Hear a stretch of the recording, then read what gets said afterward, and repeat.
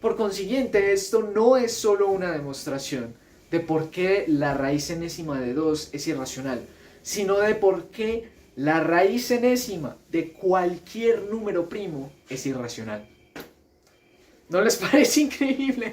A mí la verdad me parece increíble, es algo bastante bonito y estoy bastante feliz. Hola a todos y bienvenidos a su canal Always Curious en español, el mejor canal del mundo. No hay necesidad de que busquen eso en Google, pueden confiar en mí. Yo soy Sharif Velázquez, aquel que tiene el cabello relativamente largo, tanto que parece el casco de una moto. El día de hoy comenzaremos con una corta historia. Sucede que me encontraba en clase y de repente el profesor nos mostró a todos la demostración usual de por qué la raíz de 2 es irracional. Pueden buscarla en internet. Y posterior a eso dijo, memorícense esta demostración, porque esto va a estar sí o sí en el examen. Por 2 semanas la clase iría así. Iniciaría con el profesor haciendo la demostración y asegurándose de que todos nosotros aprendimos la demostración. La verdad, he de ser sincero con todos ustedes, pues este es un método de enseñanza que no comparto. Las matemáticas no se tratan de memorizar o de aprender fórmulas, se tratan de descubrir, inventar, de razonar, de crear nuevas cosas. Por consiguiente, adicional de decirle al profesor pues, que me encontraba un poco en desacuerdo, opté por protestar de una manera peculiar cuando llegó el día del examen. Intenté descubrir una nueva demostración para la irracionalidad de la raíz de 2. Así que durante una hora me verías ahí escribiendo, intentando encontrar una nueva demostración y afortunadamente la encontré. La descubrí, la inventé, depende del punto de vista que tengas de las matemáticas. El caso es que la escribí dentro del examen y se lo entregué al profesor. Semanas después, cuando nos entregó el examen a todos, me di cuenta que de los 12 puntos que valía esa pequeña pregunta, había sacado solo 6. Así que simplemente fue porque mi prueba tenía un error lógico y por consiguiente no era una demostración completa de por qué la raíz de 2 es irracional. Sin embargo, estaba feliz con la demostración. ¿Para qué? Y por consiguiente corregí todos sus errores lógicos, supongo que todos. No falta que haya por ahí algún error lógico que pues, no haya visto y quedo aquí yo, les quedo mal a todos ustedes. Y esa es justo la demostración que voy a mostrar aquí. Así que nada, espero que lo disfruten. Este va a ser un video relativamente largo para ser el primer video del canal. Pero no importa, comencemos. Comenzaremos esta demostración con el típico inicio que tiene cualquier demostración para la irracionalidad de la raíz de 2. Esto es asumiendo que la raíz de 2 es racional. Pero no vamos a asumir que la raíz de 2 es racional, vamos a asumir que la raíz enésima de 2 es racional.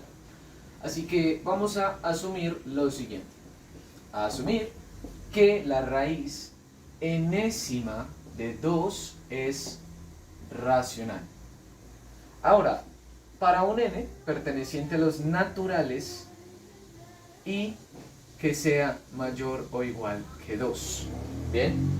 Ahora, si la raíz enésima de 2 es racional, significa que existen dos números, a y b, por los cuales podemos representar esta raíz enésima.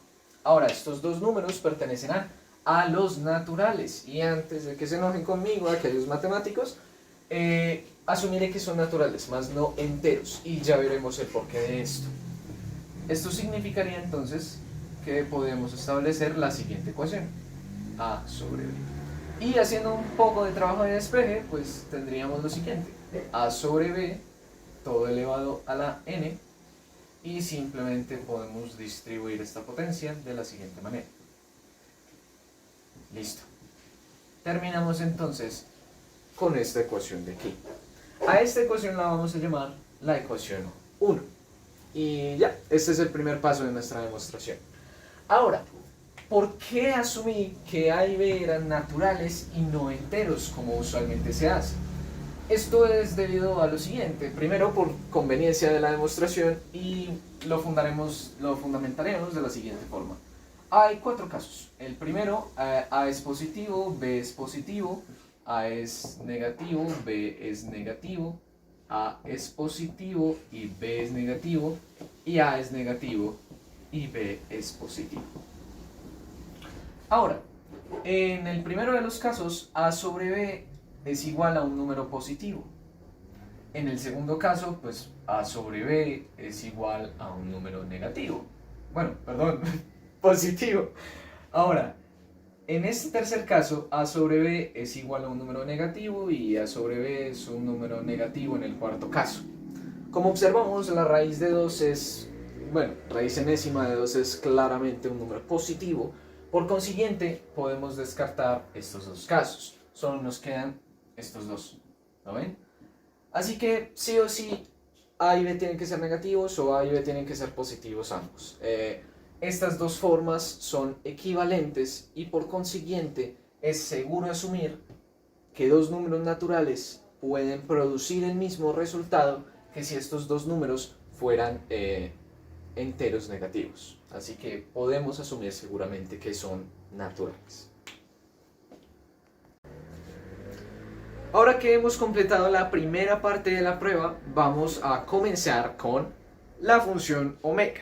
¿Por qué función omega? Bueno, porque a mí, la verdad de ser sincero, me parece muy bonita la letra omega del alfabeto griego y por consiguiente le puse función omega. Así que, sí.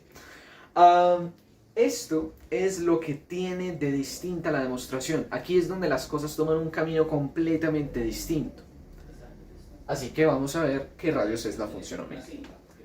La función omega simplemente es que para dos números x, y pertenecientes a los naturales, bien, la función omega de x y y va a arrojar el número de veces que el factor y se repite en x.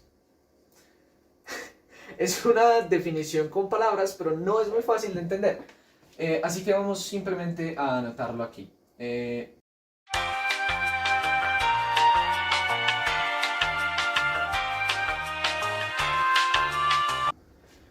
Muy bien. Como dije anteriormente, esta es una definición que puede no entenderse muy bien con palabras, así que vamos a hacer algunos ejemplos. Por ejemplo, la función omega de 4 y 2 sería igual a 2. ¿Por qué? Porque podemos descomponer al número 4 de la siguiente forma. 2 por 2. Observamos que el factor 2 se encuentra dos veces en el número 4 y por consiguiente la función omega entre 4 y 2 es 2. ¿Cuál es la función omega entre 3 y 2? Bueno, es claro ver que es 0. ¿Por qué? Porque no importa cómo pongamos al número 3, como lo expresemos, es imposible que el 2 aparezca como factor. También podríamos buscar la función omega de 8 y 4. Esta función omega es igual a 1. ¿Por qué? Podríamos descomponer al 8 de dos maneras. 2 por 2 por 2. O bueno, 3. 4 por 2. Y luego 8 por 1. Muy bien. De esta manera observamos que el 4 verdaderamente se encuentra dentro de la definición de factores del 8 una sola vez. No sé si... Esta es la definición intuitiva, así que sí, esto es lo que hace la función omega. No sé si me logran entender. Ahora, esta definición es demasiado amplia y puede llevar a una gran cantidad de errores. Así que vamos a encontrar una definición matemática para esta función. Antes que nada, debería decir que x y y, pues y y x, disculpen, tienen que ser mayores o iguales a 2. Y ambos pertenecen a los naturales. Ya, eso era todo. Así que pasemos entonces a la definición matemática y propia de la función omega. Como vimos anteriormente, esta definición con palabras de la función omega no nos es muy útil. Así que encontraremos una definición puramente matemática para nuestra función omega y así poder operar con ella. ¿Cómo encontraremos una definición matemática? Tranquilo, permítame explicárselos aquí. Observemos que la función omega acepta dos parámetros, x y y. Ahora, podríamos expresar a x de la siguiente forma. X será igual a y elevado a la z multiplicado por q, donde z es un número natural o también puede asumir el valor de 0 y donde q es un racional. Muy bien.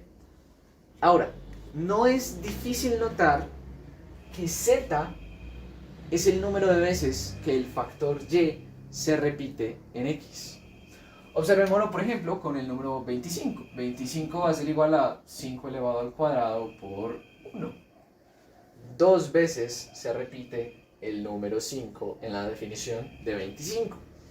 Así que literalmente z es nuestra función omega. Vamos a despejar a z. Con matemáticas básicas pues podemos observar que esto de aquí es equivalente a decir pues x sobre q es igual a y elevado a la z, y al aplicar logaritmo a ambos lados obtenemos el valor de z. Muy bien. Ahora, aunque estamos muy felices porque fue bastante fácil encontrar una definición, no podemos estar tan seguros. ¿Por qué? Porque, si nos fijamos bien, z puede tener múltiples valores. Observemos el número 25. 25, ahorita lo vimos en el ejemplo, es igual a 5 al cuadrado por 1. Pero también 25 es igual a 5 elevado a la 1 por 5. Y 25 técnicamente es también igual a 5 elevado a la 0 por 25. ¿Cuál de estas es la definición correcta de 25? Todas y cada una de ellas. Así que para definir nuestra función omega tenemos que hacer que z sea el número entero más grande posible. Así que vamos a definirlo así. Si z es un natural más grande tal que la frecuencia a los naturales, entonces diremos que z es igual a nuestra función. ¿Por qué este último tramo de aquí, que q pueda pertenecer a los naturales? Podríamos tomar literalmente el ejemplo de nuevamente 25. Podríamos tomar la función omega entre 25 y 2, que como sabemos es 0. El 2 no se encuentra como factor en la definición del 25. Aún así, podríamos decir que esto es igual a 2 a la 4 multiplicado por algún otro número, q. ¿Bien? Y z sería el mayor número, haría que 4 sea pues, el número más grande posible que z podría tomar para satisfacer esta ecuación. Pero eso haría entonces que q no sea un número entero, sería que q fuese un número racional. Así que tenemos que añadir la condición de que con el z más grande, q ha de ser un natural para que todo esto tenga algún sentido en contexto de la función omega. Pueden pausar el video si hasta este punto no han entendido muy bien, pueden devolverlo, pueden retroceder y un poco analizar mejor la idea. Pero teniendo todo este contexto, ya podríamos concluir entonces cuál es la definición de nuestra función omega.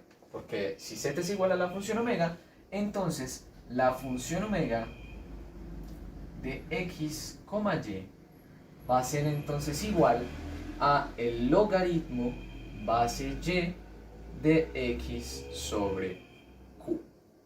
Ahora, no podemos ser así de libres y decir q como algún q. Vamos a definir q entonces en los términos similares a los que definimos z, solo que q ahora, q es el natural más pequeño, tal que pues nuestro logaritmo base y de x sobre q pertenezca a los naturales. Esta es una definición pues, de q que está en simpatía con la definición de z, así que perfectamente podemos usarla. Muy bien, ya que tenemos esto, podríamos apegarnos a esta definición. Es mucho mejor. Y ya con esto podemos trabajar matemáticamente la función omega. Así que vamos entonces a ver algo bastante importante para demostrar nuestro producto final, ¿no? Que la raíz de 2 es irracional. Muy bien, ahora que hemos definido matemáticamente la función omega, permítanme mostrar una de sus propiedades. A esta propiedad la llamaré propiedad número 1. La verdad no soy muy creativo con los nombres, así que si alguien tiene algún nombre específico para esta propiedad de la función omega, puede dejarlo en los comentarios, escogeré el mejor nombre que vea. Así que esta propiedad nos dice que si y es un primo, un número primo, entonces la función omega de x a la c, y va a ser igual a c multiplicando a la función omega de x, y. Cuando claramente pues x es un natural y c es un natural. Muy bien, eso es lo que dice la propiedad número 1. Esta propiedad es relativamente intuitiva, digamos que se me ocurrió por, sí, un concepto bastante intuitivo. Observemos por ejemplo el número 100. Bien, 100 sería igual entonces a 10 por 10, lo que significaría que la función omega de 100 y 10 es igual a 2. Excelente. ¿Qué sucede si ahora elevamos 100 a la 3, por ejemplo? 100 a la 3 no sería más que repetir estos par de números 3 veces. 10 por 10, 10 por 10, por 10 por 10, por 10 por 10. Observen entonces que acá ya hay pues, 2 números 10 y acá hay 6 números 10. ¿No? ¿Por qué? Porque básicamente esta pareja de números 2 se multiplicó a sí misma 3 veces. 2 por 3, 6. Es decir, que esto siendo la función omega de 100 a la 3, 10 es igual a 3 veces la función omega de 100, 10. Es una propiedad bastante intuitiva. Sin embargo, no aplica para todos los números. Esta propiedad es segura si y solo si y es un primo. Segura. Puede aplicar a otros números, pero para algunos de ellos no funciona. Sin embargo, si sabemos que y es un primo, estamos seguros que esta propiedad aplica. ¿Por qué? Bueno, eso lo veremos un poco más adelante. Así que por el momento confíen en mí y simplemente continuemos en la demostración. Posteriormente veremos la razón por la cual y tiene que ser un primo. Muy bien, ahora procederemos con la demostración de esta propiedad número 1 de la función omega. Pero antes de ello, permítanme decir dos cosas. La primera de ellas, no sé si lo he dicho anteriormente, pero en este video se toma el hecho de que los naturales no contienen dentro de sí al número 0. Esta es una gran batalla entre matemáticos, entre si los naturales contienen al 0 o no lo contienen, pero se ha llegado al consenso de que los naturales no contienen al número 0, así que eso es algo muy importante que he de puntualizar. Igualmente, he de decir que frecuentemente me encontrarán viendo hacia arriba y es porque ahí tengo las notas de la demostración. No me puedo memorizar todos los pasos que vamos a seguir para esta demostración de la propiedad número 1. Y dicho eso, pues bueno, continuemos. Si observamos, pues podríamos decir, para demostrar esta propiedad, pues sean dos números, z y f. Z simplemente va a ser igual a la función omega de x, y f va a ser igual a la función omega de x a la c, y. Claramente con un c perteneciente a los números naturales. Y evidentemente un x y un y pertenecientes a los naturales también, que sean mayores que 1, Básicamente las condiciones que anteriormente habíamos dicho. Eso sí, X y Y acá son los mismos X y Y que estamos utilizando aquí. Eso debe ser claro en hecho. Ahora, por propiedad, por la definición misma de la función omega, podríamos decir simplemente que z va a ser igual al logaritmo base y de x sobre algún q. Y que f va a ser igual al logaritmo base y de x sobre algún w. Y acá espero adelantemos esta parte porque ya tiene lo que sabemos, que básicamente q es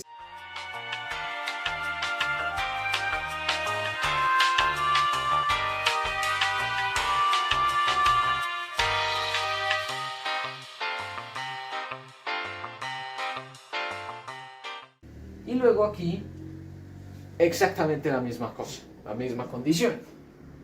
W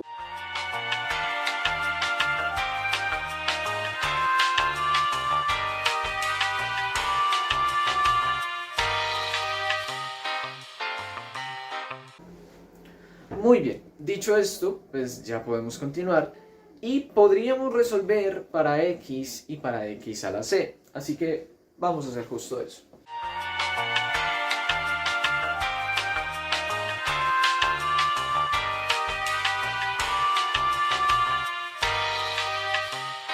Y que f es igual al logaritmo base de...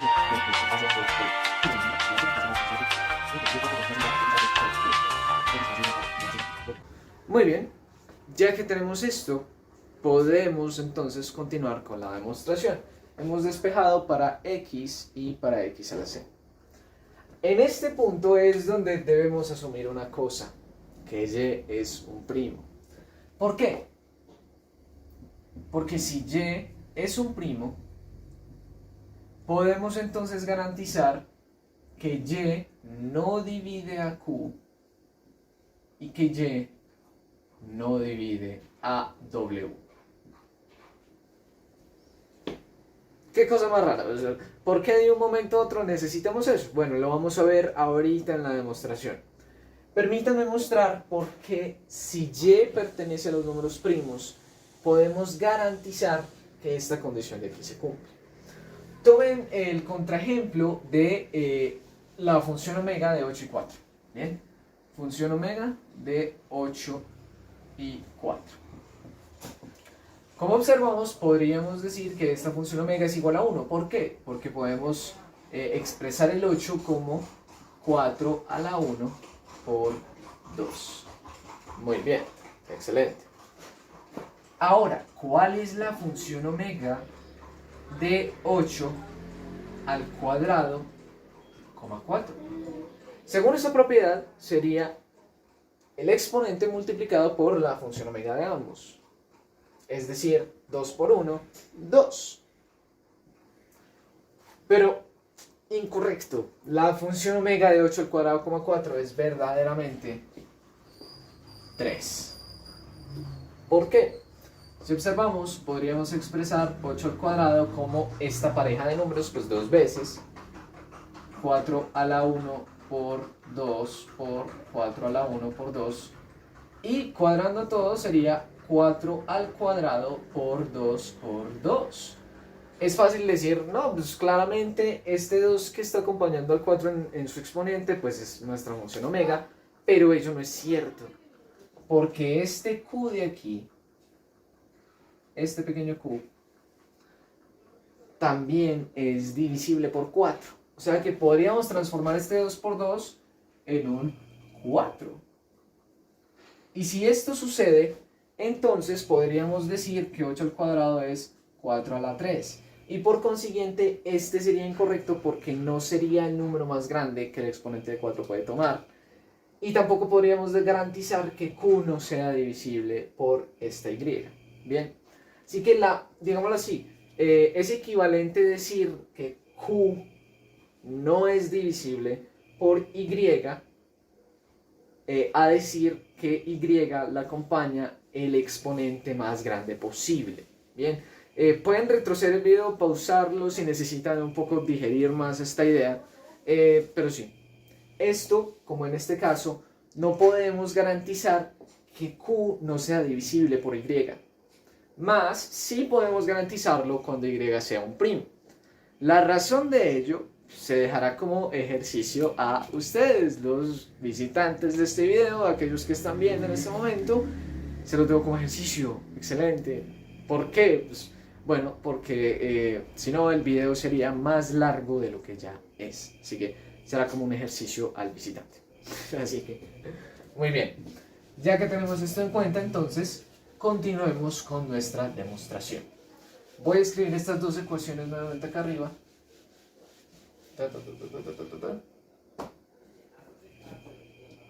X va a ser igual a y a la z por q y x a la c va a ser igual a y a la f por w.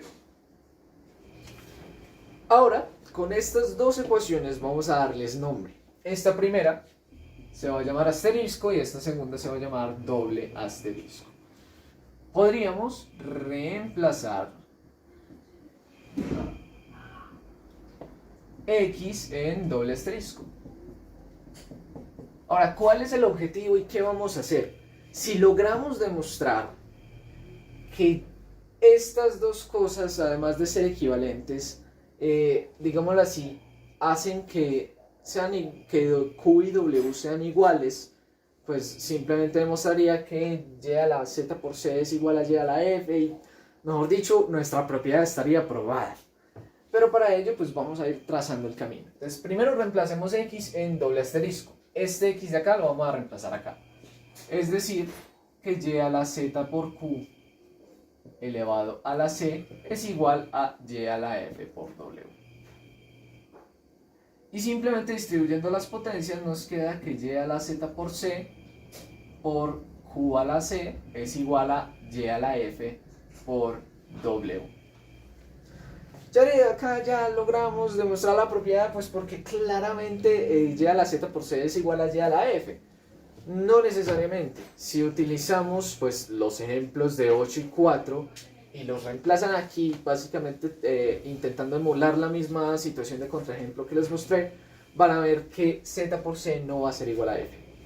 Pero cuando y es un primo, esto sí que es posible. ¿Cómo?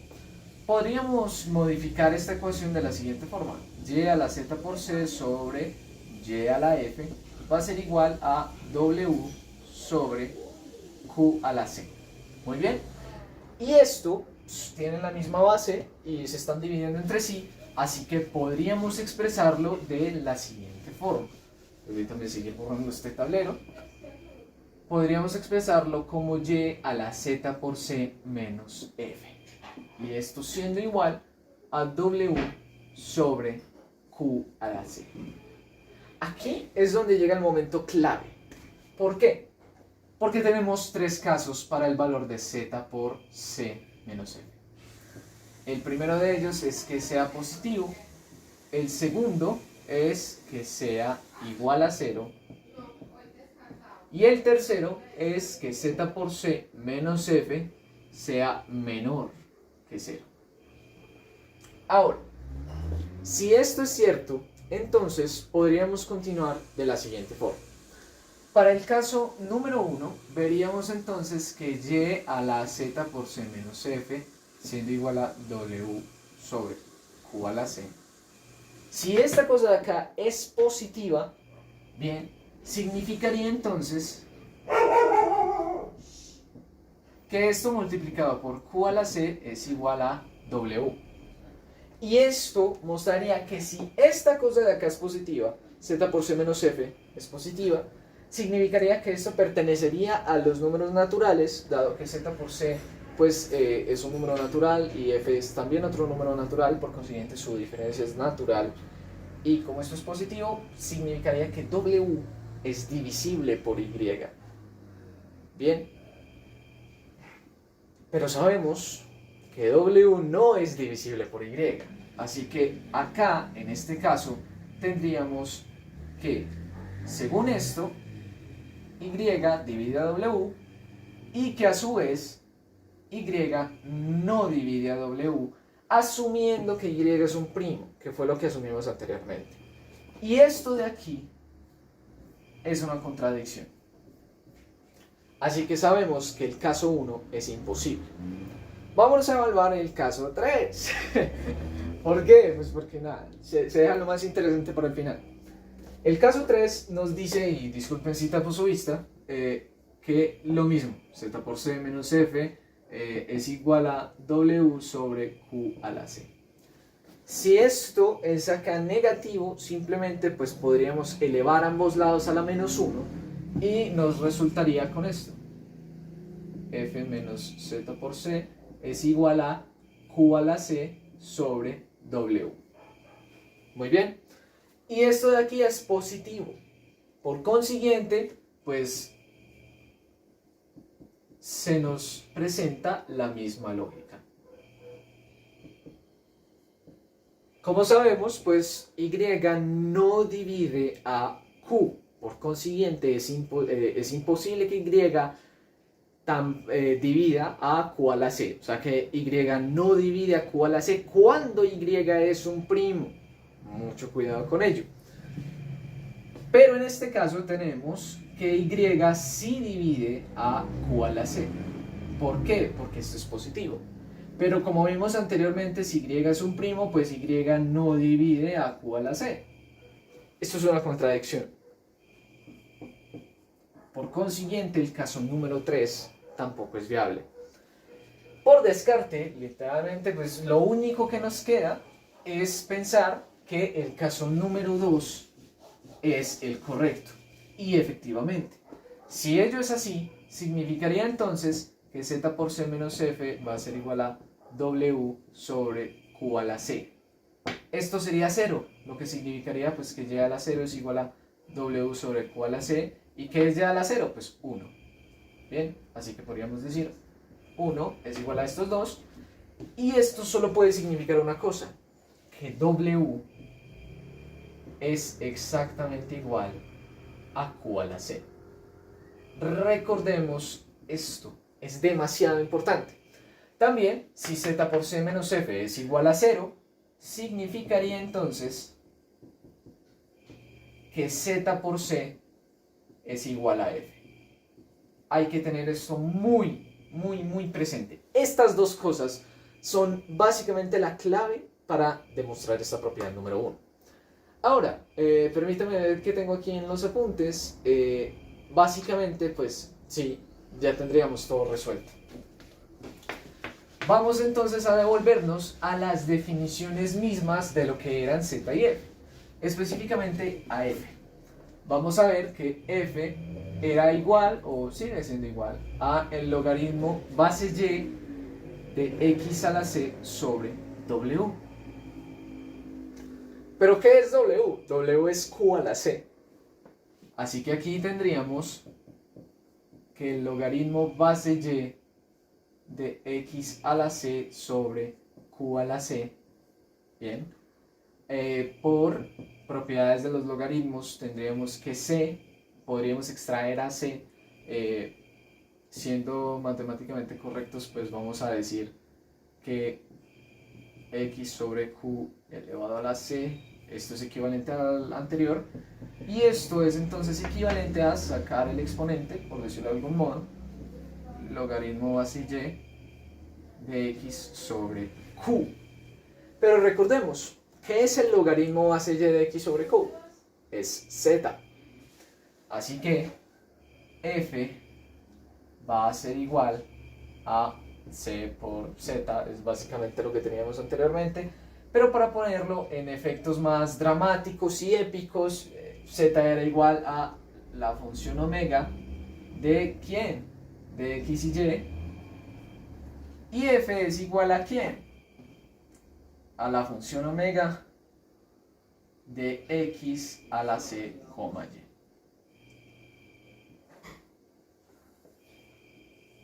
Listo, señoras y señores. Hemos demostrado la propiedad número 1. Ya con esto es suficiente y podríamos asumir que la propiedad número 1 es verdad cuando y es un primo. Hay que tener eso muy presente. Muy bien, ya que hemos demostrado esta propiedad número 1, vamos a pasar a la recta final, a los últimos pasos que tenemos que seguir para demostrar que la raíz de 2 es irracional. Como observamos, pues no es difícil notar que 2 es igual a a la n sobre b a la n. Esto conlleva a que la función omega de a a la n,2 menos la función omega de b a la n,2 sea igual a 1. Es muy importante, estos no son equivalentes, más este de aquí sí lleva a este hecho. Pueden pausar y pensar el por qué, pero es bastante sencillo. Podríamos decir simplemente que pues a a la n es igual a 2 por 2 por 2 por por algún w, y b a la n es igual a no lo sé, 2 por 2 o lo que sea por algún j. Para que la división entre estos dos nos dé 2, todos estos se tienen que cancelar entre sí, a excepción de uno que se encuentre en a la n. Esto significaría que el número de 2 presentes en a la n es 1 mayor que el número de 2 presentes en b a la n. Ya, es básicamente como la intuición detrás de ello. Ahora, con esto en mente, podríamos entonces decir, y acá prepárense para el momento épico en el cual demostramos que la raíz de 2 es irracional, podríamos decir que por la propiedad número 1, como 2 es un primo, 2 también es un primo, a a la n es un natural, b a la n es un natural, todas las condiciones se cumplen, podemos utilizar la propiedad número 1, tendríamos n multiplicando a la función omega de a,2 menos n multiplicando a la función omega de b,2, todo esto siendo igual a 1. Si extraemos ambos, n como factor común, tendríamos entonces que n multiplica a la función omega de a,2 menos la función omega de b,2. Esto sería igual a 1. Simplemente como n es distinto de 0, podemos pasarlo a dividir. Más que pasarlo a dividir, podemos dividir por n en ambos lados. Así que tendríamos lo siguiente: b,2 siendo igual a 1 sobre n. Y lo logramos. Ya, acá se demuestra que la raíz de 2 es irracional. ¿Por qué razón? Por lo siguiente. Si todavía no lo han notado, permítanme mostrárselo. Lo que retorna la función omega siempre va a ser un número natural, porque anteriormente dijimos z es un número natural o es 0. ¿Bien? Así que natural menos natural, o 0 menos 0, o lo que sea, siempre nos va a dar un determinado natural. ¿Por qué? Porque la función omega de a,2 es mayor a la función omega de b,2. Podríamos de hecho decir que ni siquiera estos son naturales, podríamos decir que son enteros. ¿Bien? Es decir, que la diferencia entre estos dos es un entero. Pero como n es mayor o igual a 2, 1 sobre n siempre va a ser un número racional. Por consiguiente, esto de aquí es un número racional. Al ambas cantidades ser iguales, podríamos entonces decir que esta diferencia es un número entero, pero a su vez es un número racional. Disculpen, este igual está aquí nada más para ilustrar, no me maten, que los enteros son iguales a los racionales, no, tranquilos. Esto significaría que un número entero sería igual a un número racional. Pero esto no es completamente cierto. Así que esto puede ser cierto, pero termina por ser verdad cuando vemos que es imposible que 1 sobre n sea literalmente un entero. Sí o sí va a ser 1 sobre 2, 1 sobre 3, 1 sobre 4, 1 sobre 5, lo que sea. El caso es que esta diferencia sí que pertenece a los enteros, pero esto de aquí no pertenece a los enteros. Y por consiguiente, podríamos decir que 1 sobre n pertenece a los enteros, porque 1 sobre n es igual a esta diferencia de acá, y a la vez que 1 sobre n no pertenece a los números enteros. Esto, señoras y señores, es una grandiosa contradicción. Ya teniendo esto en cuenta, podemos decir entonces, digámoslo así, la épica frase lógica de decir que aquello que asumimos tiene que sí o sí ser incorrecto. Entonces, asumimos que la raíz enésima de 2 era racional y por consiguiente, como vimos, esto lleva a una contradicción, por lo cual esto de aquí tiene que ser falso. Así que podemos concluir esto por acá. Falso, esto es falso, señoras y señores, falso.